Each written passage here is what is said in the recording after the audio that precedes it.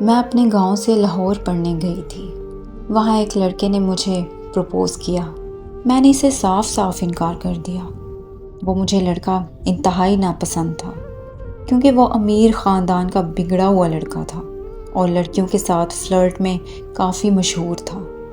جب میں نے اس کی کوئی بات نہ سنی تو اس نے میرے سامنے خودکشی کا ڈرامہ کیا، تو مجھے بہت غصہ آیا اور میں نے سب کے سامنے اسے تھپڑ دے مارا۔ اس دن کے بعد اس نے میرا پیچھا کرنا بالکل چھوڑ دیا۔ پھر مجھے یونیورسٹی میں وہاں ایک لڑکے سے پیار ہو گیا۔ وہ انتہائی سلجھا ہوا اور شریف لڑکا تھا۔ وہ مجھے بہت عزت اور پیار دیتا تھا۔ وہ میرا ایسے خیال رکھتا تھا جیسے شوہر اپنی بیوی کا خیال رکھتا ہے۔ پھر میں اپنی بڑی بہن کی شادی پر گاؤں گئی۔ شادی کے ٹھیک ایک دن پہلے میری بہن گھر سے بھاگ گئی۔ ہم سب گھر والوں پر تو جیسے قیامت کا دن ہو، کسی کو کچھ سمجھ نہیں آ رہا تھا۔ پھر گھر کے بڑوں نے فیصلہ کیا کہ اسی لڑکے سے کل میری شادی ہوگی، اور لڑکے والے بھی اس بات پر مان گئے۔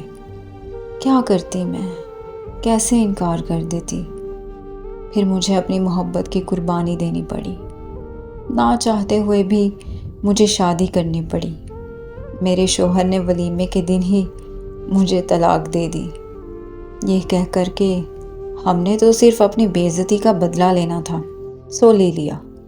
میں اور میرے گھر والے بہت ٹوٹ چکے تھے۔ ہمارے گھر میں قیامت سا ماحول تھا۔ پھر میں جس سے پیار کرتی تھی، میں نے اس سے رابطہ کیا تو اس نے مجھے بے وفا بول کر کال بند کر دی۔ یونیورسٹی کی ایک دوست سے پتہ چلا کہ اب وہ لڑکا کسی اور کے ساتھ ریلیشن میں ہے۔ میں نے خودکشی کرنے کا سوچ ہی لیا تھا کہ جس کی میں 1 سال تک انسلٹ کرتی رہی، جسے میں نے سب کے سامنے تھپڑ بھی مارا تھا، میری یونیورسٹی کا وہ بگڑا ہوا لڑکا اپنی فیملی کے ساتھ میرا رشتہ مانگنے آ گیا۔ اس کی ماں نے میرے ابو کو بولا کہ ہمیں پتہ ہے کہ لڑکی کے ساتھ کیا ظلم ہوا ہے، پر اس میں لڑکی کا کوئی قصور نہیں ہے۔ ہمارا بیٹا اس سے شادی کرنا چاہتا ہے اور ہمیں اپنے بیٹے کے اس فیصلے پر بہت ناز ہے۔